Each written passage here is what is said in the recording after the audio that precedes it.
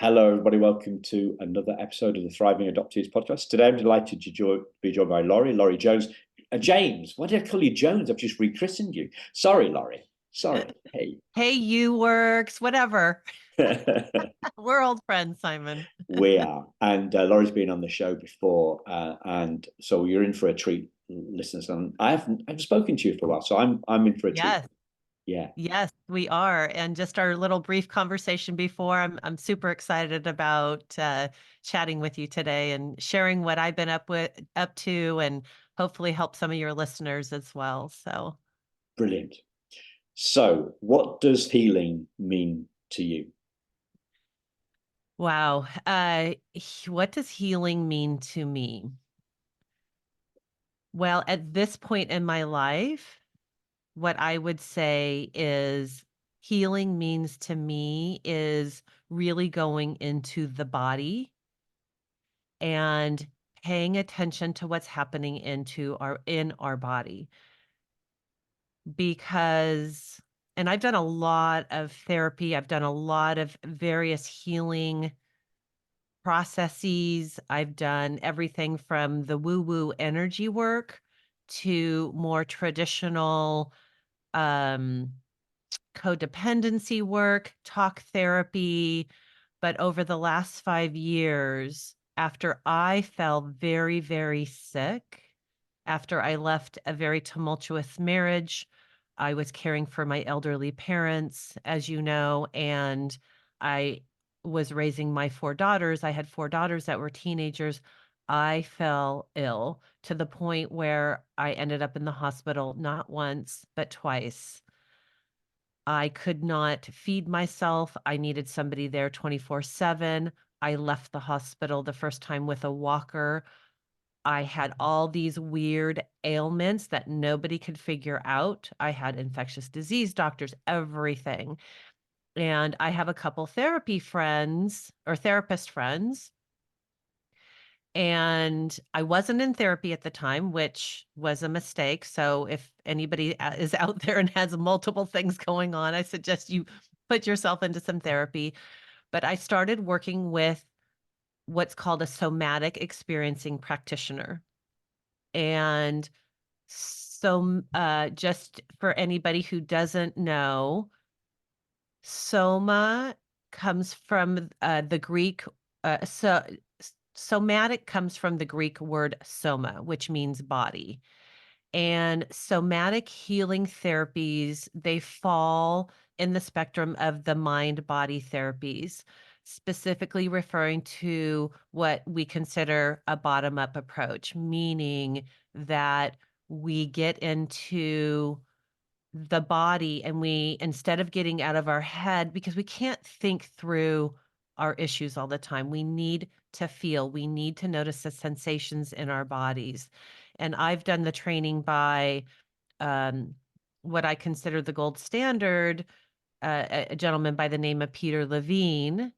And he's a PhD, and he developed somatic experiencing. He's been doing this since the 80s. And it's a very holistic, naturalistic approach to healing our trauma. And for anybody who's listening, if you do not think that adoption is a traumatic experience, I invite you to revisit that thought and that belief, because it is. When we are removed from our birth parents or our birth mother, and if you're in anywhere from our 40s to 70s, you were left alone. You did not have that bond with your parent. That is a traumatic experience. Yeah. And going back to the somatic piece, what happens when you work with a somatic practitioner is they they help you discharge that energy that's stuck in your nervous system. And basically it's a fight, flight, or freeze response. And sometimes if we don't complete that, it gets stuck in our bodies. And what happens is if we don't release it, it builds up, and it can cause dis-ease in our bodies and disease in our bodies. Okay. And that's exactly what happened to me. Yeah. So what So have that's a long definition. yeah. So what have been the outcomes for you off the back of it? Great question.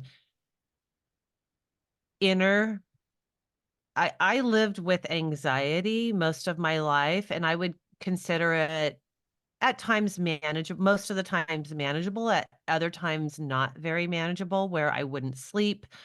I couldn't eat. It would affect my digestive system. And I feel a sense of calm in my nervous system that I've never felt before. I sleep better. I am more in tune with what I need.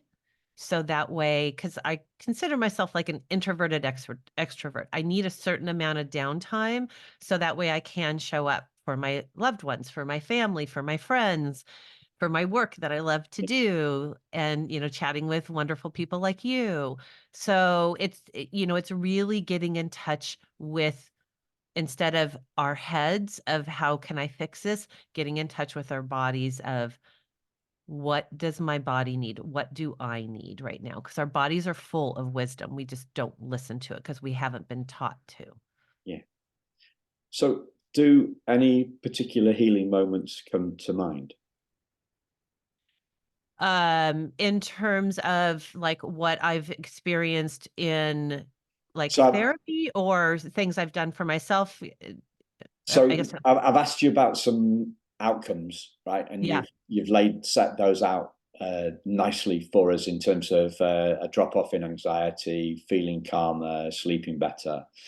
And I'm really asking you about any particular moments when you have felt a shift. Yeah. Yeah. I'll even just take our conversation, for example. I have my own podcast, as you know, and I've been a guest on yours. I talked about my adoption and my book way back when with you. And I used to have this underlying, anxiety before I would come on. And part of that is I've been doing it more, but part of it is I don't like, I feel a little bit of it. Like when I get that sense of anxiety, because we all get a little bit of it, and I just know how to drop into my body and just pay attention to the anxiety and let it dissipate, not trying to stuff it or push it away. And I don't have it like in my daily life. I don't have that. I used to get this gnawing in my head too, right? I don't get that as much anymore. And any type of healing, I feel like healing is like an onion. There's always another layer. There's always another layer, right? And I could stop doing somatic work because I still see my personal practitioner probably every other week. I could stop and I would be fine. But you don't know what you don't know, right? So if you've kind of lived that way all your life, you feel like that's normal. And then when you do this type of work and you realize, oh my God, I don't have to feel like that all the time. It's almost, I don't want to say you get addicted, but a little bit, because you want to keep feeling better. Yeah. Yeah. And instead of feeling better with drugs or feeling better with alcohol, what if you could just do it naturally and feel better, right? And don't get me wrong, like I have moments where I'm tired. Like last week, I felt a little drained. I had been really busy, and I still get that, but it's different, right? The idea is you don't have as low lows and as high highs, because when you learn to heal and learn to work with what we call the window of tolerance, and I don't know if this is on video or if this is just talk, but your highs and lows are less. Yeah. right? And so you're like, oh, I'm feeling a little too high. I'm gonna down regulate my nervous system. And then, oh, I'm going too low, right? And I hope that answers your question. Yeah. So is there also a sense that you're less, the lows aren't as low and Yeah, and they're not as long. long? And right, they And might not stretch out as long as they might before. okay. And is the less feeling low about feeling low? Yeah. You don't go as low. Or if you do go low, the idea is you honor that. You honor what's going on instead of going, "Oh my God, why do I feel this way? I don't like to feel this way. I want it to go away." You sit with it, you stay with it, and I have a beginner's guide to somatic healing that we can put in the show notes for people if they give them some very basic exercises. But maybe you stay with that. If you're low and you're sad, you stay with that sadness and you feel it in your body. Like, where do I feel that sadness in my body? What does the sensation in my body feel like? Can I stay with it? Because if we stay with it, and what I say, if we need to feel to heal. And if we can stay with that feeling and allow it to move through us, then it doesn't it comes back less frequently. And when it does come back, it stays for a shorter period of time. It's kind of like your that relative that you don't really care to be at your at the holiday parties. Yeah. And you develop a boundary, you're like, maybe Uncle Joe doesn't need to Yeah. be here at Christmas and Easter and whatever, Father's Day, right? You're like, maybe he just comes at Christmas. Yeah. One day, one holiday a year. So I've got a podcast coming up with a therapist called an adoptee who's also a therapist, called Diego Vitelli, and when he was when I was talking to him a couple of weeks ago, he talked about the fact that we, and it's not just adoptees, we villainize our Yeah. feelings. Yeah. So we make bad feelings the bad guy. Yeah. Yeah. Yeah. Where this is about making, I don't know, is this about making bad feelings the good guys? Because they're pointing us towards another layer of healing. I guess that's definitely a way to look at it. And if you can't go to that place where, because none of us like to feel bad, right? First of all, our society has taught us to not feel our emotions, or, how many times have you heard on a TV show or walking around town a parent saying, "Oh, stop crying. It's okay," right? Don't cry about this. Or a friend who have said, "Oh, don't cry." And it's because they don't know how to deal with you crying. They are uncomfortable, so they want you to stop crying. But if we accept that, we're human beings. We should be able to feel a full range of emotions. But that sadness, that anger, that past experience that might have triggered you in the present moment, it's uncomfortable. We might have shame around it. We get embarrassed if we're out in public and we're crying or upset. And so we have a negative, definitely we have a negative um mentality towards these harder emotions. And the other thing is, these emotions, sometimes they actually have physical pain with them. They hurt. And but if we don't address them, and any emotions or feelings that come from adoption, if we don't address them, they stay with us until we do. And Yeah. again, they can cause autoimmune issues. They can cause dis-ease, anxiety. They can cause us to be triggered if in certain situations. And, and when we work through it, it helps us to develop better boundaries. It helps us to develop, basically what it does is it gives us a better tolerance. So that way, if we can feel to heal and work through them, we have a better tolerance to deal with it the next time this thing comes around. Yeah. This, ugly side of us, or whatever the Uncle Joe that we don't want to come visit. Yeah. So what you've got me thinking about here really is this. You were talking about mums telling kids to get their acts together, Yeah. right? Yeah. When Yeah. they're in Yeah. public, right? So Yeah. this is not just an adoptive parent thing. This is It's not. a biological parent, biological thing, and this is a broader kind of a mentor of mine calls it emotophobia, right? So Yeah. what's wrong with you, right? If you're feeling bad, there's something wrong with you, right? Yeah. You've got to put the false smile on. This whole idea in personal development of fake it till you make it. Yeah. But who wants to deal with a fake, right? Yeah. Who wants What to? about if we were just honest with ourselves and it's like, yeah, I'm feeling a little sad today, or I'm feeling, low energy, or what if you just, instead of walking around going, I'm fine, I'm Yeah, fine, I'm fine.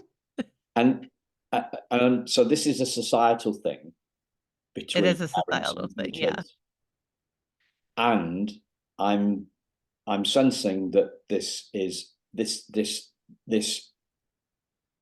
thing is a bigger thing for adoptees, and Yes. I'm getting a sense for this because this is about if it's the earliest invalidation. Right. It's that baby in us, right? That baby who comes out of the womb, and in my opinion, on a cellular level, already feels abandoned. Because we are energetic beings. We feel each other's energy. I mean, have you ever walked into a room and felt somebody who was sad or depressed versus somebody who's like happy and upbeat? You can feel that energy. So think about being nonverbal and being this little thing, this little creature that just came into the world and already feeling like, oh my God, where's my mommy? Where is my mommy? Where, I have been inside the womb of this person. I feel her energy because I'm guessing, just based off of my own experience and talking to my own birth mother about my adoption. She wanted me. I was born in the mid 60s. She wanted me, but our society didn't allow her to keep me. So there's all these mixed emotions. So I'm feeling that. And then I come out of the womb and it's like, there's nobody there to bond with me for 3 days in the hospital. And I get bottle fed by a nurse until finally I get taken home after 3 days to my adoptive parents. And don't get me wrong, my adoptive parents did the best they could. If I can tell a quick story about, Yes, do you sure. want me? So I was the third child that my parents adopted. My mother had a stillborn. And my parents had a very difficult time getting pregnant. And I didn't find any of this out until my 40s, late 40s, early 50s, which was also helped complete a lot of the puzzle pieces that I talked about on our last podcast. And maybe you can link We will. link Yes, the podcast in the show notes, or I will. but if anybody wants to listen. But so not only that, so I come out of the womb, feeling disconnected, not really feeling like I'm bonding. Obviously this is all pre-verbal and I have no memory of this, but it's based off of the work I've done. And, I've been on this healing journey for 10 years. And I think healing is something that you continue to do your whole entire life, especially if you're adopted, ideally. But in addition to that, my parents adopted, their first adoption was a boy. In between their first and second adoption, they adopted another little girl. So they adopt this little girl, and 6 months into my parents having this little girl, the birth mother decided she wanted this baby back. Ooh.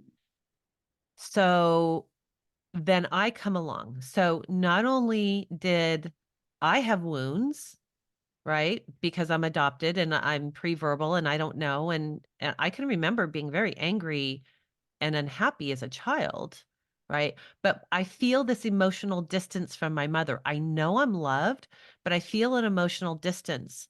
And I knew she had lost a baby, a stillborn. She had a stillborn at 8 months, and I knew she had lost that, and that's why she adopted. I didn't know about this other baby girl until again, in my late 40s and 50s.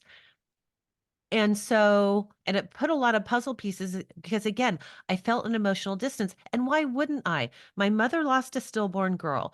Her second little girl that she brought into the family was taken away from her. So her fear was that I was always going to be taken away from her. Right. And so she had this natural fear that she probably never really worked through. And which is what I make sense out of, always feeling an emotional distance, even though I knew I was loved. She told me she loved me. And it just, when I found that out, I'm like, oh my God, there was a sense of relief of, okay, it makes sense. And, and I had already started my healing journey by that point. So it really helped put some of the puzzle pieces together for me. Yeah. About my adoption. Yeah. So healing clearly is head and heart.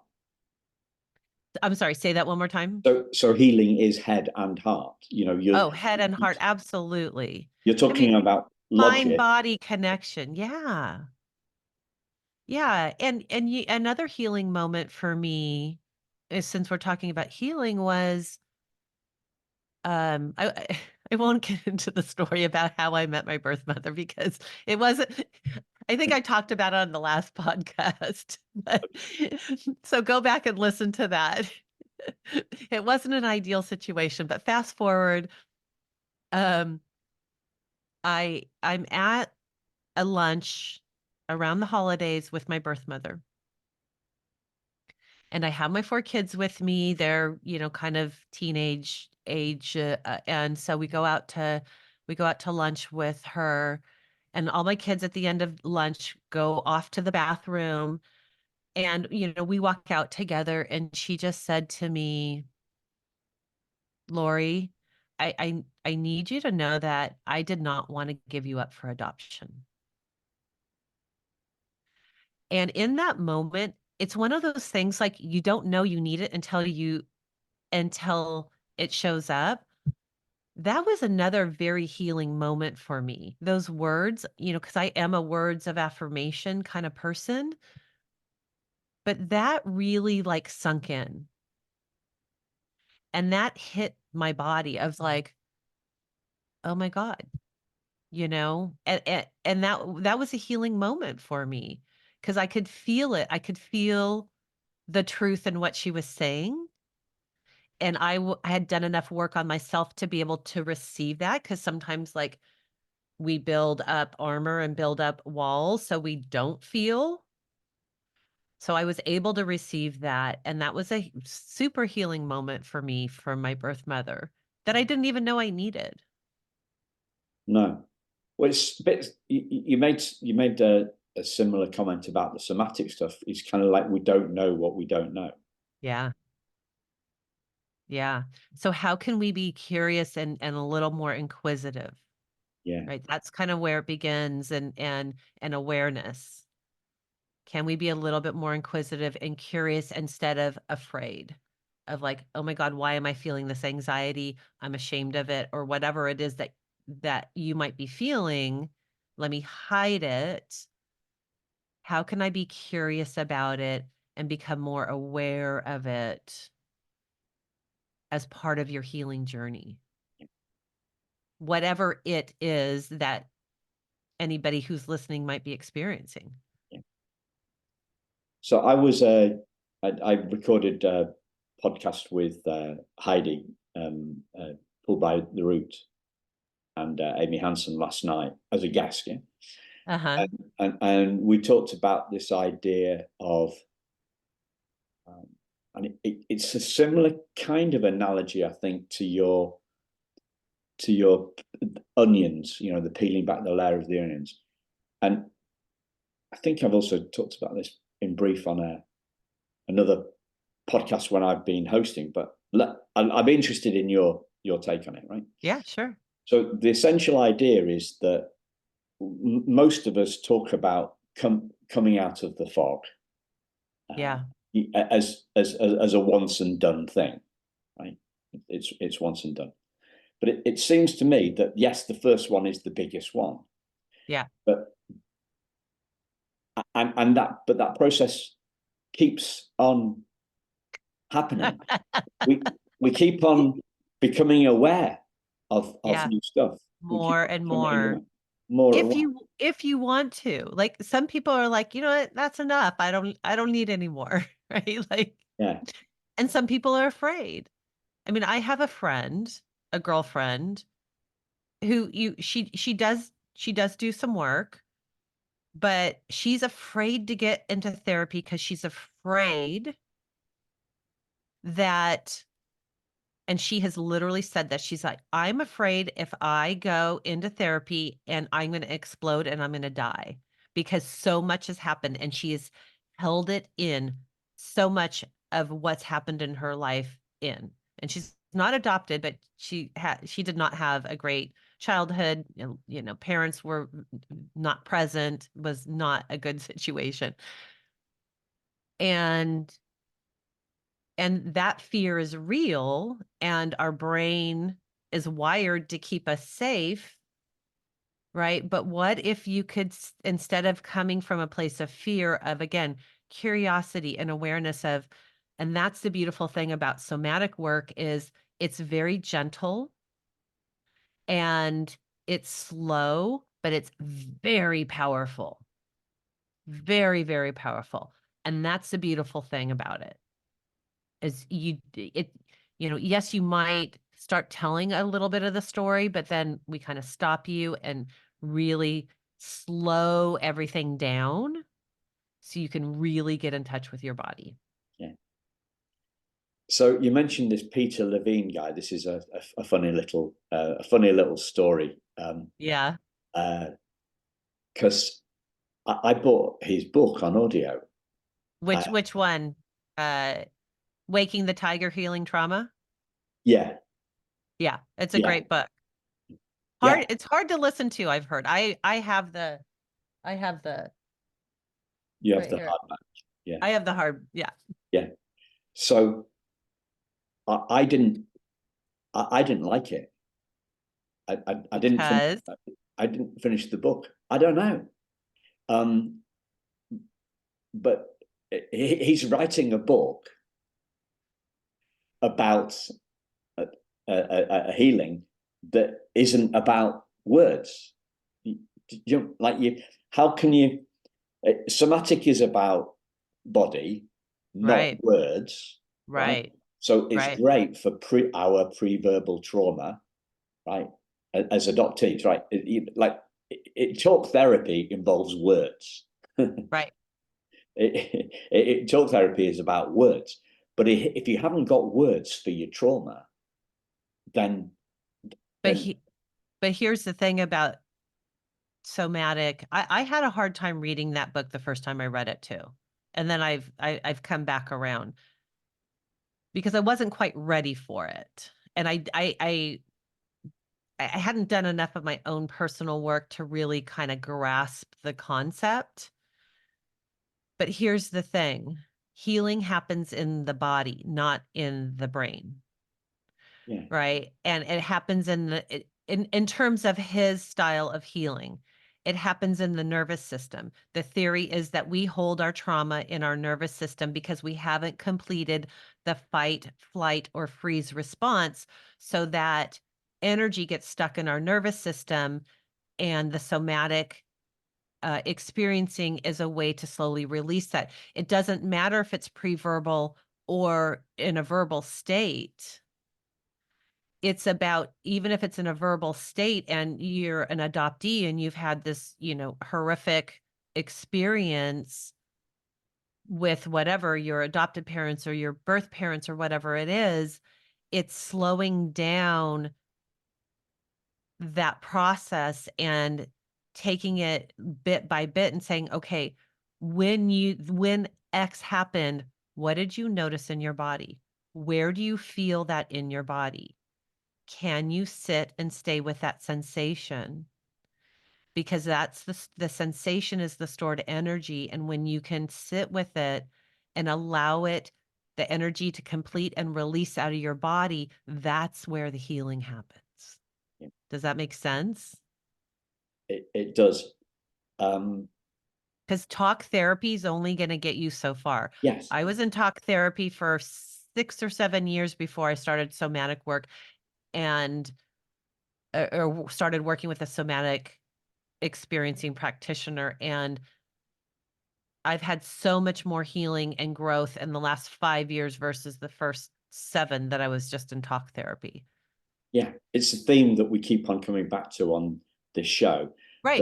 That talk therapy is not great for pre-verbal trauma. Yeah. And but there's a certain irony here with Peter Levine's book, because he's writing about somatic stuff, right? Yeah. But somatic stuff isn't about words. So Right. there's a fundamental challenge in writing about it. So Yeah. I see what I, you're saying. I've started, although I didn't like the book, Yeah. right? Although I didn't like the book or didn't get along with the book or whatever, maybe it will come around. Maybe I'll take another listen at it. But I went ahead and spoke to the somatic therapist, and I'm working with the somatic therapist anyway, because I know, like you, that it's about the stuff that I don't know. Yeah. But it's driving my wife slightly mad, right? Because Because she's like, well, are you ever going to be healed? Cured? No, she didn't use the word healed. Are you ever going to be cured, Simon? Are you ever going to be cured? And but like you and me, I think we're looking at it from an explorative right. sense, not a defensive sense. Right. You know, Well, we're and out of we're not in a crisis. right.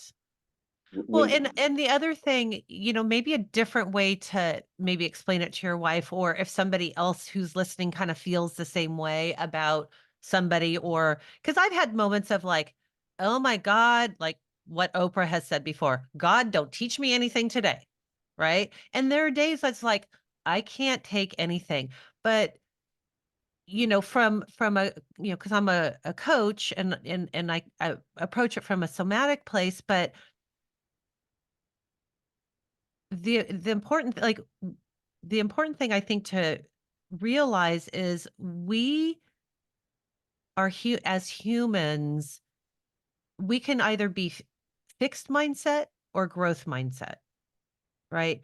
And so instead of looking at it as like, are you ever going to be healed? Or are you ever going to, or whatever word that she used, it's like, I want to continue as a person to continue to learn and grow, because when we're in fixed mindset, that's when we get stuck. Right? And growth, yeah, you have to get out of your comfort zone a little bit, right? The fact that you went to a somatic therapist, good for you. that you want to explore this and learn something new about yourselves. Like I come from a frame of mind of growth mindset, and I maybe not have always been that way, but I want to continue to learn and grow because until I'm dead, because that's where the part of joy of life is, of like learning new things and trying new things and being curious. And otherwise, like I'm just sitting on the couch watching, you know, Family Feud or Jeopardy or whatever. It's like that doesn't interest me.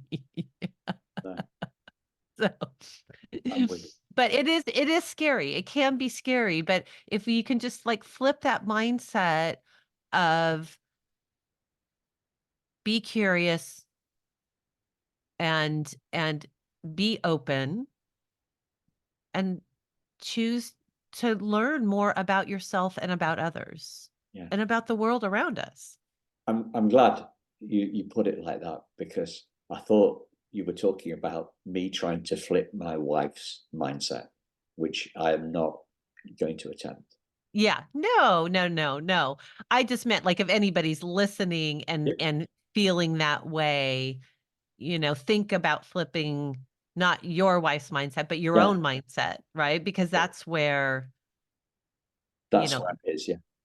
yeah, I want to take you back, because to this area of this early invalidation yeah, of our emotions, because I think that is uh, the resentment, yeah. Anger, the, resentment. Yeah. but the resentment about that invalidation, and Okay. and and the I don't know why, but it seems a big thing for me. I've tried to lay it out. This is a new idea, so I'm perhaps not 100% fluent and capable of talking it through. It's But let me okay. give it a go. Right. So we're Yeah, saying that even bio parents uh, tell their kids to get their stuff together and yeah, stop feeling bad. Right. So yeah. this is the societal thing, not an adoptee thing, not an adoption thing. And yet, at the same time, the degree to which the amount of hurt caused through that invalidation to us as adoptees, I feel is bigger. Right. So I would agree. And what did you have more? Or did you want me to? Well, I was just thinking, maybe you could use your coaching ninja skills. You could talk around that Yeah. Yeah. to help people see that, because it might people listening might be intrigued by that. Yeah. So, but So before I go, yeah, something's go ahead. Go. before. So we're doing this on a Wednesday, doing the recordings on the Wednesday, listeners. I just want to put in a story that brings this right up to date. Well, almost. I'm talking about last Sunday. So it was Mothering Sunday, Yeah. here in the UK last Sunday, and I and um, my mum wanted reassurance that I'm okay. Your mom, My mum, I'm 57. She's your 80. your adopted mom or your birth Yes, mom? my adopted mum. Your Yeah, adopted mom. Okay. she wanted reassurance now. Right, she's coming up. She's coming up 24. She's coming up 86 this year, Uh-huh. but she still wants. She knows that I'm doing all this, the Right, podcast and stuff right. like that. And I get the feeling that she's slightly worried that it might be upsetting me. And she wanted reassurance from me at 85. She still wants reassurance from me that I'm feeling okay. So this is a big thing. It doesn't go away. It It doesn't doesn't go away. go away. They want this So But I'm just wondering if you can talk about. so I can talk about that invalidation, Yeah, or about the that pain. specific scenario, or the pain. Well, not about that scenario. I think That was that's just an example, right? an example of this. Yeah. Right. Um, So, so two thoughts come to me. And one, I'll talk about the adoptee, because what happens is if we already come out of the womb, let's just say below zero. So, we're in the red, so to speak, having that emotional connection and bond. So we're already feeling abandoned, and we're already feeling that womb. That's kind of our foundation that we are starting with. So we're starting at a negative. And then you have somebody who then comes along to you, your parent, and look, it was our era, it was our right. Um, and our parents were doing the best that they could. But then you have somebody that comes up to you and then says, "Oh, Simon, stop crying, or I'll give you something to cry about." I don't know if you heard that, but I heard yeah, that. yeah, I've heard that. So now I'm upset, and now I've just been invalidated. So I'm already angry and have some resentment, pre-verbal. I don't even know where it's coming from, right? Because it's pre-verbal, it's pre-memory, but it's just ingrained in me, this like resentment, anger, sadness, whatever emotion it is for somebody. And then I have somebody who then piles on top of that foundation, call it, a pile of crap or whatever. You just felt like you got shit on. It's probably Lovely, so. yeah, It's like, lovely, so lovely how thing. is that going to make? So how is Yeah, that going to make you feel? That's a trigger, right? Like that's going to trigger you even more. And then what's that going to cause you to do as a person? It's going to cause you to be more angry, more resentful. You're going to act out. You're going to want to leave. You're going to want your flight response is going to kick in. I can remember, leaving, my household, and I just want to get out of this house, and going down to the park, and then realizing, which was down the street, going, oh, fuck, how am I going to take care of myself? Like, so then you like crawl back with shame of like, okay, now I got to come back to the house. So, yeah, I mean, I have a picture in my book of me. I'm like 7, 8 years old, and I got my hands on my hips, and I'm like, I'm an angry little girl, right? I had a lot of anger. And there were other things that were complicated in my childhood too. I had, my oldest brother had a lot of dysfunction and learning disabilities, and he had a lot of anger, and he took his anger out on me, and later it got worse when I became a teenager.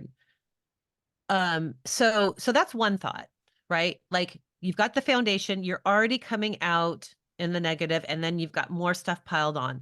So that's important to be aware of, and for us as adoptees to work through. Yes, there's another layer there. Um,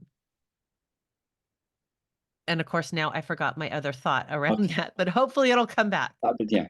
So this doing the best that they could thing is a theme that keeps on coming back to us on the podcast. So Yeah. and I it's almost as if we're judging 20th century parenting with 21st century knowledge. Yeah. It's not fair. It's not fair for us to do that.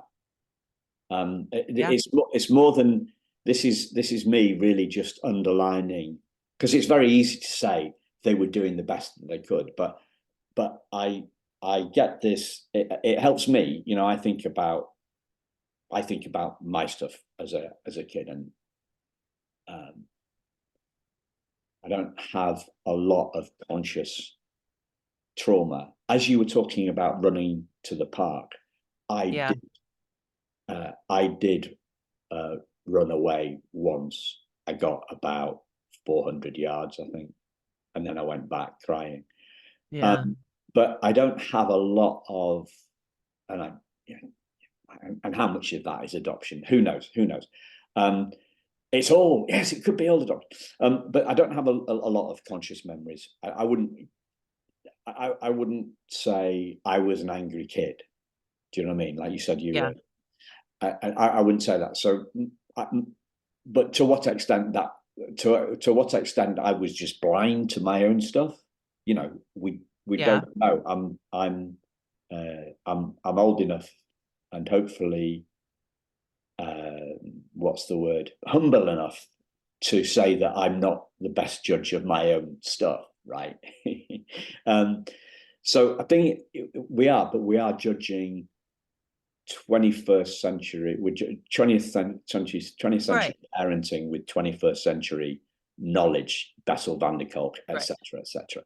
So let me just make a comment around that. My parents were doing the best that they could comment, because I got there because I've done the work and I've healed, right? I was mad. I was angry. Like, I had a dad who was like another child. I took care of my parents for 14 and a half years. My two older brothers, not daily, like I wasn't there daily caring for them, but I oversaw their care. I took them to doctor's appointments. My mom had dementia for 12 years. Wow. She needed around the clock care for over 7 years. So, and my two older brothers, my oldest brother has addiction issues and is on and off of meth still to this day. And my middle brother, he emotionally checked out. So, you know, so what I want to say is, I mean, I did have anger towards my dad. There were times when my dad would totally trigger me with some of his behavior. But what I did is, like, yes, and I did get angry and I was resentful, but I allowed myself to feel the emotions, to feel whatever the emotions were, and to work through them. So I could get to a place where it's like, yes, it's a reason, it's not an excuse. Yes, they were doing the best job that they could. Is it an excuse? No, for invalidating my feelings. Does that make sense? Right? Like, and so, and what that does is, when you do the work, the healing work that we've talked about somatically, or, and there's lots of different forms of somatic work. Yoga is a type of somatic, that was my first introduction, probably, 15 years ago, or over 10 years ago, to my nervous system. But that's a little side note. But when we do heal, we can work through that resentment. We can work through that anger. We can work through the sadness, or whatever. We can work through our triggers, whatever emotions we're feeling. So that way we can feel that inner peace of, yeah, it's a reason, it's not an excuse. And do it for yourself, not for other people. Do it for your own well-being and your own peace of mind and your own inner peace and inner freedom. You used the trigger word, and I've just thought of a different way of saying something that I mentioned to you earlier on. So, is this the wave you Uh-huh. talked about? You talked about lower lows and shorter lows. It strikes me that we're also talking about being less triggered about being triggered. Yeah. Well, so our nervous system is there for a reason, right? It's there to help protect us. It's to help us, give us adrenaline in the moments we need more adrenaline. It's there to um parasympathetic, to calm our nervous system, melatonin kicking in so we can sleep and rest, right? So it's there for a reason. And our nervous system is meant to be out of, or to be dysregulated, and to go up and down. We just don't want it to go up too high and get stuck there. and be hyper vigilant, right? That's hypervigilance, where we're, constantly on guard and we don't sleep and we're going, and we don't slow down to feel, or we get too low and it goes into what we call dorsal vagal. And, that's where depression happens and you can't get yourself up. You're stuck down there and you can't get out, which is what happened with me when I got sick. My body shut down and I was there. It took me 6 months to recover from that fully, but, I couldn't barely do anything for myself for over 2 weeks, right? So it's getting in touch with your body and noticing when your body does get dysregulated, so you don't get too high and get stuck there, or go too low and get stuck there, where you're like, okay, I'm feeling a little high. I'm going to regulate my nervous system and come down through exercise or yoga or doing some of the practices that are in my guide. And again, getting in touch and with your body and learning and developing a relationship with your body. So I think I misunderstood your highs and lows then earlier on. I was, I thought that the scale was happy and sad. What Well, you it's that too. that too? It can be that too, but it's when you're in parasympathetic and you're on a high, sometimes, not always, but sometimes you can get stuck there. Like if you know somebody who's always on the go, go, go, doing, and has a really hard time shutting down, or maybe they're up here and they stay high and then they just crash.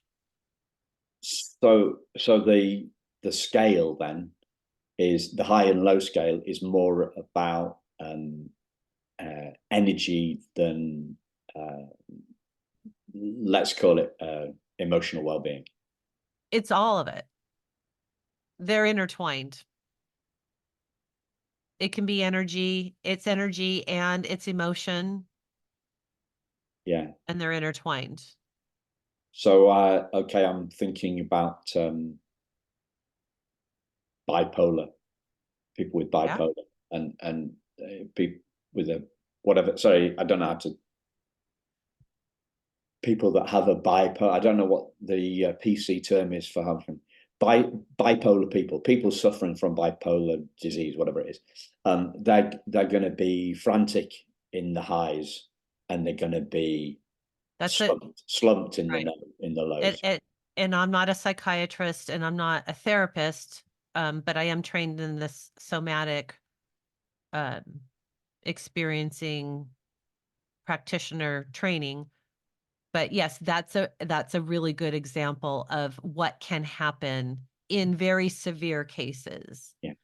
And somatic therapy can help with people who have bipolar disorder. Yeah. And if they continue to work with somebody, in the body as somatically, it can help they can learn to regulate their nervous system better. So maybe they need less medication and maybe eventually get off of it. But again, I'm not a psychiatrist and I'm not a therapist. Just that disclaimer. So the highs for us clearly would be us as adoptees, not just you and me, is that hypervigilance in the highs. Hypervigilance, it could be high anxiety also, right? Can be that as well. And that typically comes from trauma. The sleeplessness would go with that as well, would it? Yeah. Yeah. And that's, that a lot of that comes from trauma, right? If we had to be hyper vigilant as a child and always worrying about, whatever, who's coming into the room, of like, if you had a very angry parent or a bipolar parent or an alcoholic parent, you didn't know what was coming home. As soon as that door opens, what does your nervous system do? All of a sudden it gets tense. Your whole body gets tense. What happens if you stay tense like that for 30 years. Yeah. It's going to have an effect on your body, right? I mean, You're looking a bit like, you could just see my body tense up. yeah, You get frozen like that. for the listeners, I was going to say, Laurie's become a statue. Exactly. So, So think about being stuck like that look like a statue. for 30 or 40 years. It's Yeah, not fun. yeah. It's like Madame Tussauds waxworks. Yeah, you've got the Yeah, waxworks in we do California, in LA, Hollywood. and Yeah. Hollywood, haven't you? Yeah. Yeah. So, as you mentioned, we'll link to the last episode in the show notes. We'll link to the guide to somatics in the show notes. Wonderful. And we'll link to put all your social links in as well. And Thank you. before we bring it in, is there anything else that you'd like to share? No, I think we covered so much here. And I just want to thank you for allowing, having me back on. I always enjoy our conversations. Me too. And, for any adoptees out there, I hope this resonated with you on some level. Um, If they're still listening, it did. if they're still listening. If they didn't, they're not. Yeah. And, I hope you at least, consider taking a look at the, beginner's guide to somatic healing, because, what I often say to my clients, every relationship begins with us. Right. And, we touched on this. It's like, let's all, if we can all be a little bit more inquisitive about ourselves and how we're showing up and why we're showing up the way we're showing up, then, you know, what better gift can we give those who we love? Our children, our spouses, our adoptive parents, our birth parents, whoever it is. But Beautiful. yeah. Beautiful. Thanks a lot, Laurie. Thank you, Simon. Thank you, listeners. Goodbye.